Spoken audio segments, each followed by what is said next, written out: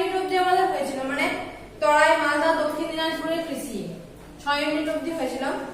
আজকে আমরা পড়বো বর্গীর জ, ঠিক আছে, মানে গাঙ্গেয় বদ্বীপ ও রাঢ় অঞ্চলের কৃষি। আজকে বর্গীর জয়েরটা কি আছে?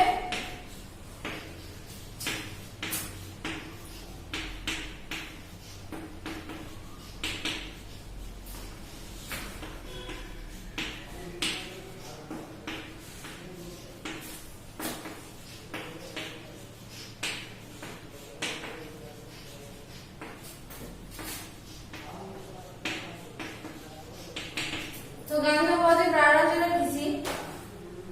এখানে দেখো আমরা আগে বদ্বীপ আসতে গেলে আমাদের অনেকটা থেকে বদ্বীপ আসতে হবে, মানে প্রথমেই আমরা বদ্বীপ সম্পর্কে জানতে পারি। বদ্বীপ জানতে গেলে আমাদের প্রথমে কি জানতে হবে? নদী থেকে। নদী কি দেখো, নদী হচ্ছে যে যখন কোনো পার্বত্য এলাকা থেকে যখন বরফ গলা জল ভূমির ঢাল অনুসারে কি হয়, ভূমির ঢাল অনুসারে নিচের দিকে প্রবাহিত হয়ে কোনো সমতল ভূমিতে প্রবেশ করার পর কোনো সাগর বা মহাসাগরে গিয়ে যখন মিলিত হয় তখন তাকে নদী বলে।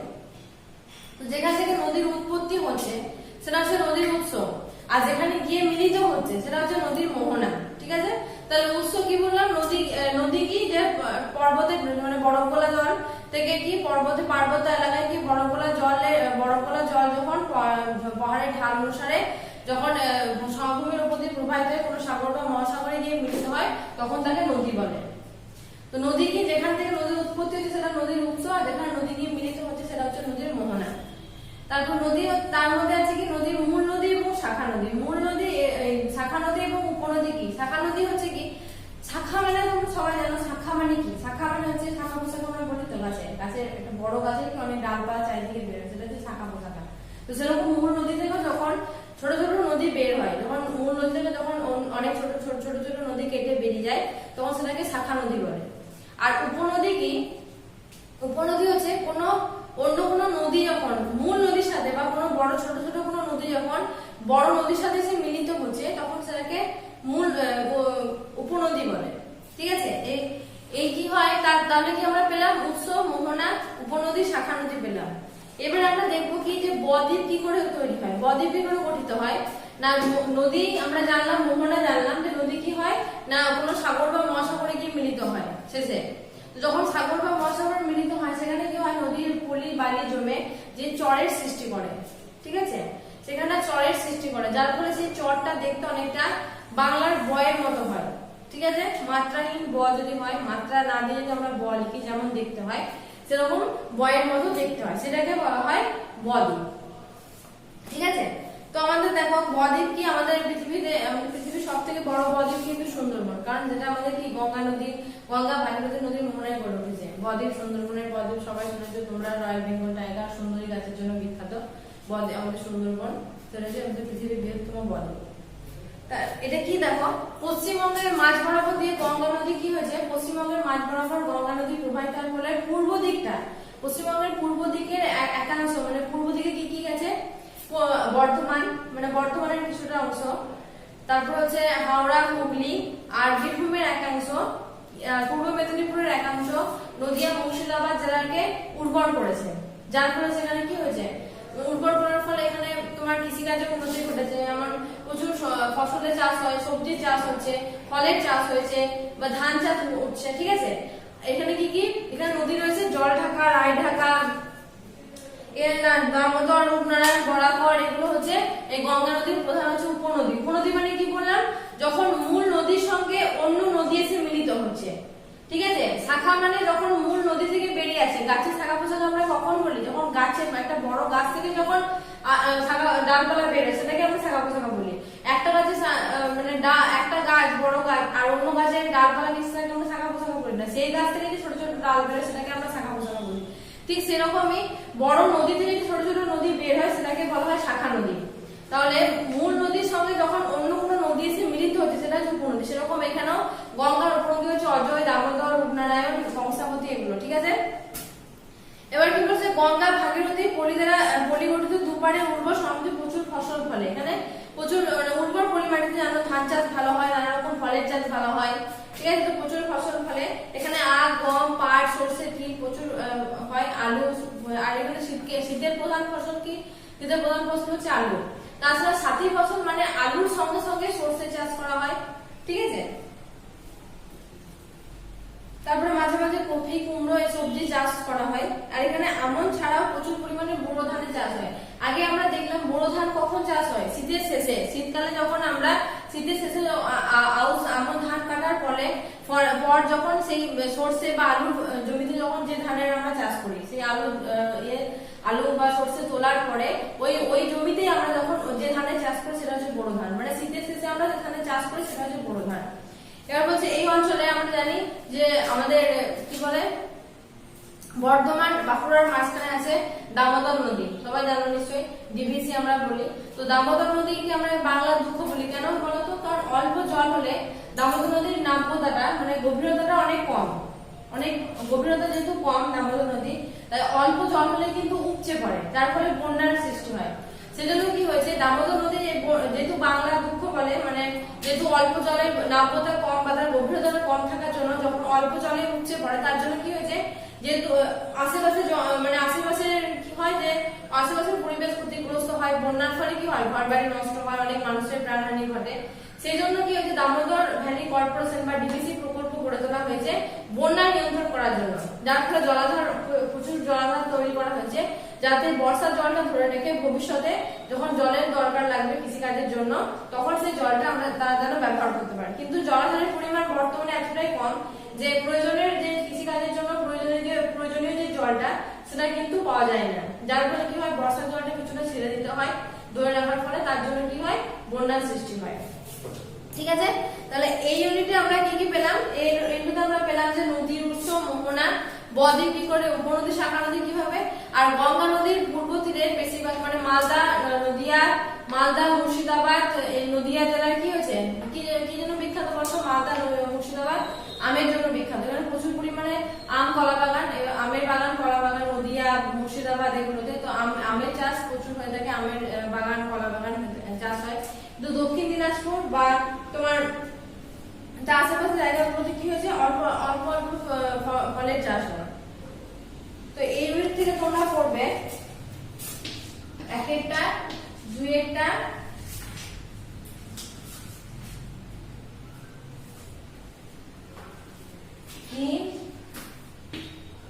তিন একটা, চারের ক, ঠিক আছে।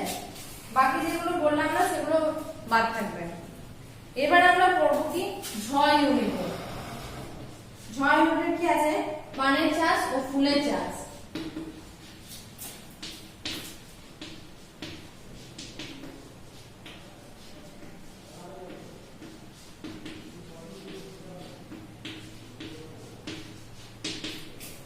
কি আছে এখানে? পানের চাষ ও ফুলের চাষ। দেখো বলছে মালদা জেলার দক্ষিণ পশ্চিম অংশ দিয়ে গঙ্গা নদী প্রবেশ করেছে, ঠিক আছে। মালদা জেলার দক্ষিণ পশ্চিম অংশ দিয়ে গঙ্গা নদী প্রবেশ করায় মুর্শিদাবাদের ধুলিয়ানের কাছে দুটি শাখায় বিভক্ত হয়েছে। একটা শাখা পদ্মা নামে বাংলাদেশে প্রবেশ করেছে, আর একটা শাখা ভাগীরথী নাম নিয়ে মুর্শিদাবাদ ধুলিয়ান থেকে হুগলি পর্যন্ত যখন প্রবাহিত হয়েছে তখন সেটা হচ্ছে ভাগীরথী নদী। আর হুগলি থেকে বঙ্গোপসাগর পর্যন্ত মানে হুগলি জেলা থেকে মোহনা অবধি মানে বঙ্গোপসাগরের মেশা অবধি তার নাম হয়েছে হুগলি নদী, ঠিক আছে। তো হচ্ছে হুগলি নদীর তীরে রয়েছে ফলের বাগান প্রচুর, যেখানে এই পূর্ব তীরে সব থেকে বেশি ফলের বাগান পশ্চিম তীরে তুলনায়। তো এখানে মালদা, মুর্শিদাবাদ, নদিয়া, উত্তর চব্বিশ পরগনা জেলায় প্রচুর আম বাগান, কলা বাগান গড়ে উঠেছে। কিন্তু এছাড়াও তোমার দক্ষিণ চব্বিশ পরগনা জেলায় পেয়ারা, জামরুল, সবেদা প্রভৃতি বাগানও দেখা যায়। নদীর তীরে বেলে মাটিতে কি হয়েছে, বালির মাটিতে যেমন তরমুজ এবং ফুটি মানে ফুট কাপড়, যেগুলো বড় বড় শশা কাপড় টাইপের হয় দেখতে, তো সেগুলো সেই ফুট কাপড়ের চাষ হয় বেলে মাটিতে। এছাড়া এখানে নোনা মাটিতে প্রচুর নারকেল এবং সুপারি গাছ হয়। দক্ষিণ দিকে মাটিটা নোনা, মানে দক্ষিণ দিকে সুন্দরবনের সাইডে মাটিটা নোনা হওয়ার জন্য এখানে কি হয়, প্রচুর পরিমাণে সুপারি এবং নারকেলের চাষ হয়। আচ্ছা, কাজু বাদামের বাগানও এখানে দেখা যায়। আর প্রায় সব জায়গাতে নানা ধরনের ফুলের চাষ হয়। হুগলি, হাওড়া, পূর্ব মেদিনীপুর জেলায় ফুল বিখ্যাত। এছাড়া এখানে কি হয়, এখানে ফুলের চাষ ছাড়াও এক ধরনের পাতার চাষ করা যায়, যেটা হচ্ছে পান পাতা, ঠিক আছে। এখানে হাওড়া, হুগলি, পূর্ব মেদিনীপুর জেলায় পানের চাষ বিখ্যাত। এখানে কি করা হয়, ছোট ছোট পাপকাঠির মতো বা প্যাকেটের মতো ছোট ছোট কাঠি দিয়ে বড় টাইপের করা হয়। মানে যার উপরে পান যেহেতু লতানো গাছ যেহেতু কি হয় সেই পানটা নদী নদী সে তার ওই উপরে বরজের উপর দিয়ে মানে কি অনেকটা ছড়িয়ে যায়, যার ফলে অনেক বড় বাগান টাইপের হয়। সেই জন্য এটাকে বলে জমিতে কি হয় পাতকাঠি বা প্যাকেটে দিয়ে ঘিরে ছাউনি দিয়ে তার মধ্যে পান চাষ করা, এটাকে পান বরজ বলা হয়। তো এই রাস্তার দুই দিকে মানে হাওড়া হুগলি পূর্ব মেদিনীপুর জেলায় সব থেকে পান চাষ বিখ্যাত। তো এই পান চাষ কি রাস্তার দুদিকে অনেক অনেক প্রচুর পানের বরজ লক্ষ্য করা যায়। ঠিক আছে, তাহলে আমরা কি দেখলাম যে মালদা জেলার দক্ষিণ পশ্চিম অংশ দিয়ে গঙ্গা নদী প্রবেশ করে মুর্শিদাবাদ ধুলিয়ানের দুটি ভাগে বিভক্ত হয়েছে। দুটি ভাগে বিভক্ত হয়ে একটা শাখা পদ্মা নামে বাংলাদেশে প্রবেশ করেছে আর একটা শাখা ভাগীরথী নামে পশ্চিমবঙ্গে ঢুকে গেছে। তো পশ্চিমবঙ্গের কত দূর অব্দি বিস্তৃত হয়েছে? মুর্শিদাবাদের ধুলিয়ান থেকে হুগলি নদী অব্দি সেটা ভাগীরথী নাম নিয়েছে এবং হুগলি থেকে বঙ্গোপসাগর পর্যন্ত তার নাম হয়েছে হুগলি নদী। ঠিক আছে, তারপরে এই হুগলি নদীর পূর্ব তীরে পশ্চিম তীর থেকে পূর্ব তীরে বাগান সব থেকে বেশি গড়ে উঠেছে। এখানে আম বাগান কলা বাগান গড়ে উঠেছে। এছাড়া দক্ষিণ চব্বিশ পরগনা জেলায় আম পেয়ারা সবেদা লিচু কিছু চাষ হয়ে থাকে। এখানে প্রচুর পরিমাণে মানে এখানকার বেলে মাটিতে প্রচুর পরিমাণে তরমুজ এবং ফুটির চাষ হয়। তাছাড়া কি হয় এখানকার দক্ষিণ দিকের মাটিটা নোনা হওয়ার জন্য প্রচুর নারকেল সুপারি চাষ হয়। কিন্তু এখানে ফুলের চাষ ছাড়াও হাওড়া হুগলি পূর্ব মেদিনীপুরে ফুলের চাষ ছাড়াও প্রচুর আরেকটা চাষ সব থেকে বিখ্যাত পাতার চাষ হচ্ছে পান পাতা। মানে পানের চাষ বিখ্যাত। এখানে কি হয় ছোট ছোট পাতকাঠি বা প্যাকেটে দিয়ে চাউনির মতো তৈরি করে সেখানে প্রচুর পানের চাষ করা হয়, সেটাকে পান বরজ করা হয়। ঠিক আছে, তো পান বরজ বলতে রাস্তার ধারে প্রচুর এরকম অনেক পান বরজ দেখতে পাওয়া যায়। তো এটা এই মিনিট থেকে তোমরা পড়বে 1, 2 আর 3। ঠিক আছে, এই মিনিটে পড়বে 1, 2 আর 3। ঠিক আছে, এবার আমরা পড়বো পিঠে বানিয়ে কি পশ্চিমে পাহাড়ি লাল মাটির কৃষি। পশ্চিমে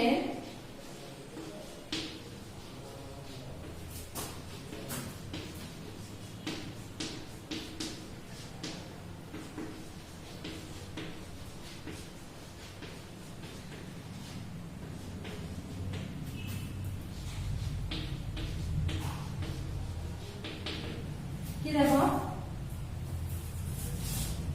পশ্চিম দিকের উত্তর অংশটা কি উত্তরবঙ্গ আর দক্ষিণ দিকটাকে বলা হয় দক্ষিণবঙ্গ।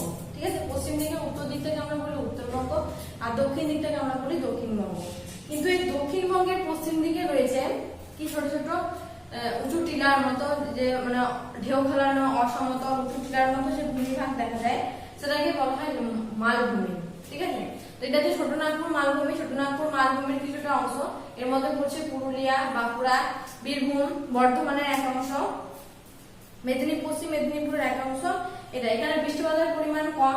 তো এখানকার মাটি কি হয় লাল কাঁকড়ে জাতীয় এবং এখানকার মাটিটা অনুর্বর, ফলে এখানে চাষবাস খুব কম হয়। এখানে কিছু কি বলবো অনুর্বর হওয়ার জন্য এখানে যেসব ফসলের জল কম লাগে সেসব ফসলের চাষ বেশি হয়। এই অঞ্চলে ঢালু টিলার মতো যে অংশগুলো থাকে সেগুলোকে কেটে সমান করে এখানে জমি তৈরি করা হয় ছোট ছোট, যার ফলে এখানে অল্প পরিমাণে ধান চাষও শুরু হয়েছে। ঠিক আছে, তো এখানে কি বর্ষা জল আটকে থেকে নিচে নেমে যায় না, সেই জন্য এখানে ধান চাষ করা হয়। এটা অনেকটা পার্বত্য অঞ্চলে ধান চাষের মতো। যেমন পার্বত্য অঞ্চলে কি হয় পার্বত্য অঞ্চলে ঢালু জমি, সেজন্য কি হয় ধাপ কেটে কেটে চাষ করে, মানে সিঁড়ির মতো ধাপ কেটে কেটে চাষ করে। তো এই মালভূমি অঞ্চলটা ঠিক সেরকম, যেহেতু উঁচু টিলার মতো দেখা যায় সেহেতু কি হয় টিলাগুলোকে কেটে কেটে একটু সমতল করে সেখানে চাষ করা হয়। এছাড়া কি আগের তুলনায় বর্তমানে এখানে ধান চাষ হয়, বিশেষ করে উচ্চ ফলনশীল ধানের চাষও বেড়েছে। এছাড়া কি ধান চাষ ছাড়া এখানে নানা রকম ডালের চাষ, যেমন বিউলি, মসুর, সিম, বরবটি, অড়হর, মটর প্রভৃতি নানা রকমের ডাল জাতীয় কলাই উৎপন্ন হয়। ঠিক আছে, কারণ এইসব ফসলের জল কম লাগে। আবার আম, আতা, বেল, মুসাম্বি, লেবু প্রভৃতি কিছু কয়েক প্রকার সবজি চাষও হয়। তাহলে কি যে পশ্চিমবঙ্গের উত্তর অংশে আমরা কি দেখলাম, পশ্চিমবঙ্গ উত্তর দিকটা হচ্ছে উত্তরবঙ্গ, দক্ষিণ দিকটা হচ্ছে দক্ষিণবঙ্গ। তো দক্ষিণবঙ্গের পশ্চিম দিকে গায়ে ঘেঁষে থাকা বা গায়ে লাগা যে অংশটার মাটি হচ্ছে লাল এবং কাঁকুড়ে, যেখানে কি হয় বেশ উঁচু এবং সমতল নয় ঢেউ খেলানো, সেটাকে পশ্চিমের মালভূমি বলে। তো পশ্চিমের মালভূমি হচ্ছে ছোটনাগপুর মালভূমির অন্তর্গত। এখানে বৃষ্টিপাতের পরিমাণ খুবই কম, এখানে কাঁকুড়ে মাটি হওয়ার জন্য মাটি খুবই অনুর্বর। এখানে ফসলের জল কম লাগে সেই সব ফসলে চাষ করা, তবে ফসল ভালো পেতে বেশি সার দিতে হয়। মানে যেহেতু জল কম লাগে সেরকম ফসলের চাষ করা হয়, কিন্তু যাতে মানে জল যাতে কম লাগে কিন্তু কি ভালো ফসল পেতে প্রচুর পরিমাণে সারও প্রয়োগ করতে হয়। আর এমনি কি উঁচু টিলার মধ্যে যে ঢেউগুলোর অবস্থান দেখা যায় সেগুলোতে কি হয় কেটে সমান করে তার মধ্যে চাষ করা হয়। তো পাহাড়ি এলাকায় যেমন ভালো জমি ধাপ কেটে কেটে চাষ করা, সেরকম এই মালভূমি অঞ্চলে যেহেতু উঁচু উঁচু টিলা দেখা যায় সেহেতু সেই ধাপ কেটে কেটে চাষ করা হয়। তো বর্তমানে কিছুটা ধান চাষ শুরু হয়েছে এখানে, আর উচ্চ ফলনশীল ধানের চাষও শুরু হয়েছে। এছাড়া এখানে কি হয় যেহেতু জলের পরিমাণ কম সেহেতু এখানে নানা রকম কলা জাতীয় শস্যের চাষ হয়, যেমন অড়হর, মুসুর, তারপরে হচ্ছে মটর, বিউলি, এইসব কলা জাতীয় চাষ হয়। এছাড়া কিছু ফল এবং সবজি চাষও বর্তমানে ঘটে থাকে। তো এই ইউনিটের মধ্যে তোমরা পড়বে 1 হেক্টর, 2 হেক্টর আর 4 হেক্টর। 1, 2 আর 4 এটা বলবে মধ্যে, ঠিক আছে? এত দূরে থাকবে তোমাদের।